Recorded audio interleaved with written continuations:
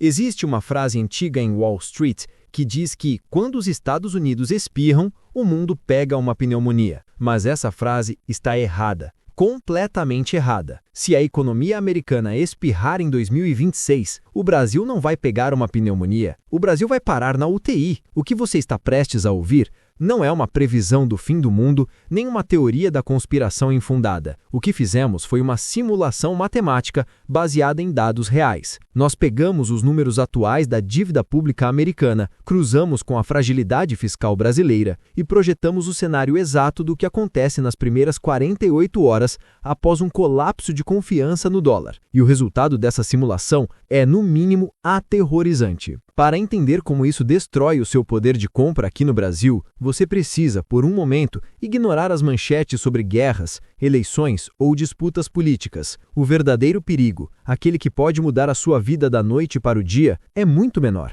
É silencioso e está escondido à vista de todos. Pense no que aconteceu com a Volkswagen recentemente. Uma das maiores indústrias do mundo parou não por falta de aço ou de engenheiros, mas pela falta de um simples chip barato. Na economia global, nós temos um equivalente a esse chip, um pequeno indicador técnico que segura todo o sistema financeiro do planeta. Ele se chama rendimento dos títulos do Tesouro de 10 anos. Parece um nome chato e burocrático, certo? Mas esse número é o botão de pânico da economia mundial. Ele é a gravidade que mantém o dinheiro girando. E, neste exato momento, essa gravidade está oscilando. Na nossa simulação, o ano é 2026. O governo americano, afogado em uma dívida que ultrapassa 34 trilhões de dólares, precisa rolar essa dívida. Eles precisam de mais dinheiro apenas para pagar os juros do dinheiro que já pegaram emprestado. É como uma família que usa um cartão de crédito para pagar a fatura de outro. Mas, em 2026,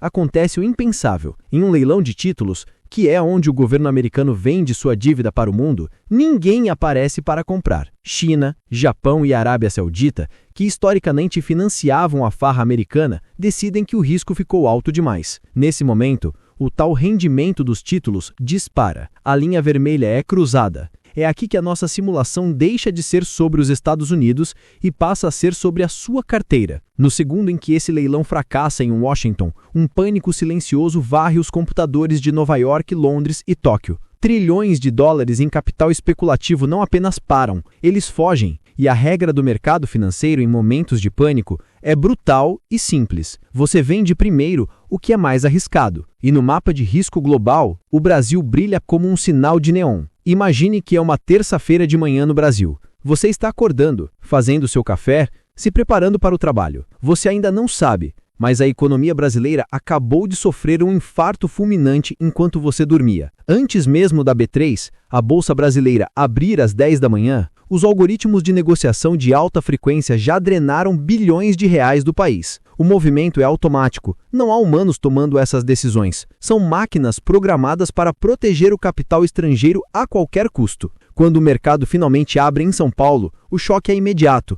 O dólar, que talvez estivesse estável na casa dos 5 ou 6 reais, não sobe gradualmente. Ele dá um salto vertical. Em questão de minutos, as telas de negociação travam. O mecanismo de circuit breaker é acionado para impedir o colapso total, mas o pânico já se espalhou. Sites de notícias começam a atualizar freneticamente. Dólar a 7 reais. Meia hora depois, 7,50. Antes do almoço, especulações de 8 reais. Pode parecer que isso é um problema apenas para quem investe na bolsa, ou para quem vai viajar para a Disney, mas essa é a visão ingênua. O Brasil é um país viciado em dólar, mesmo que a nossa moeda seja o real. A gasolina que você coloca no carro tem seu preço atrelado ao mercado internacional. O trigo do seu pão é importado e pago em dólar. Os fertilizantes que fazem o agronegócio brasileiro funcionar vêm de fora. Quando o dólar explode dessa maneira, o preço de tudo que é essencial na sua vida é reajustado quase que instantaneamente. Nas primeiras 24 horas da nossa simulação,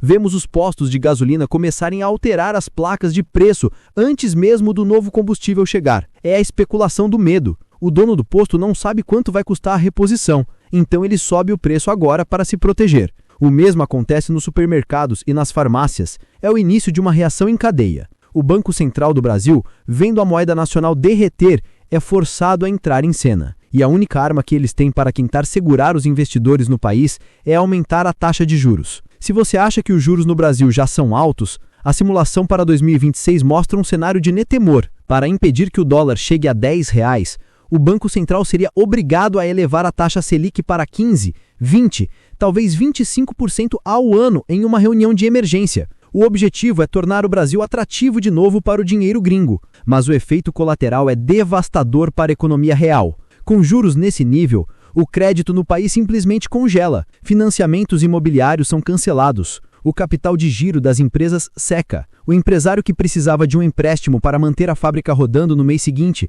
recebe um não do banco. O que começamos a ver no final da primeira semana não é apenas uma crise financeira, é o início de uma paralisia social. As montadoras dão férias coletivas. O comércio varejista, que depende do crediário, vê as vendas caírem a zero. E tudo isso porque um pequeno chip financeiro quebrou lá nos Estados Unidos. A fragilidade do sistema global é exposta. O Brasil descobre da pior maneira possível que ainda é apenas um passageiro num trem desgovernado conduzido por uma economia americana falida. Mas se você acha que a parte financeira é ruim, espere até ver o que acontece na geopolítica, porque quando o gigante cai, os abutres aparecem. E na nossa simulação, há um outro gigante pronto para comprar o Brasil na Bacia das Almas.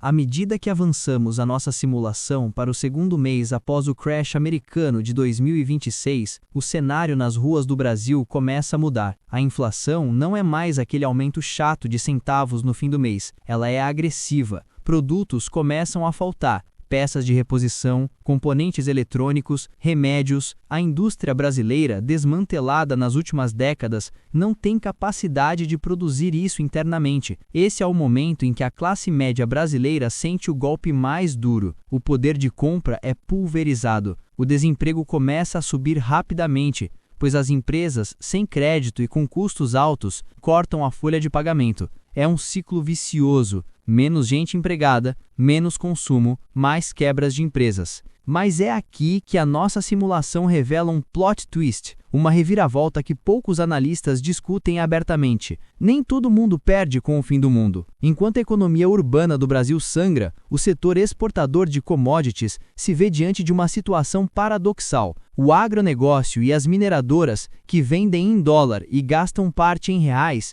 veem suas receitas explodirem em moeda local. O Brasil se torna um país dividido. De um lado, uma população urbana empobrecida e endividada. Do outro, um interior produtivo que se torna a única fonte de dólares do país. Essa fragilidade extrema abre as portas para uma mudança histórica. Com os Estados Unidos focados em tentar salvar sua própria economia, o Brasil fica barato para quem tem dinheiro em caixa. E quem tem dinheiro e fome de recursos em 2026? A China. Na nossa projeção, o colapso do dólar acelera em 10 anos a entrada definitiva do Brasil na órbita asiática. Com um real desvalorizado, empresas estatais chinesas iniciam a maior onda de aquisições da história. Infraestrutura, terras produtivas, portos, empresas de energia, tudo que tem valor real passa a ser comprado a preço de banana por capitais estrangeiros que não são americanos. O Brasil deixa de ser o quintal dos Estados Unidos não por escolha, mas sim por necessidade. Nós nos tornamos, na prática, o celeiro e a mina da Ásia. A simulação termina, não com o fim do Brasil, mas com o nascimento de um novo país. Um Brasil onde a elite financeira da Faria Lima perde relevância, e a nova elite é aquela ligada à terra e aos contratos com o Oriente. Para o trabalhador comum, a vida se torna mais dura, com produtos importados inalcançáveis, e o sonho de um padrão de vida americano evaporando junto com o valor do dólar. O que aprendemos rodando esse cenário de 2026 é que a crise não é um evento isolado, ela é uma transferência de riqueza. A riqueza não desaparece, ela apenas muda de mãos.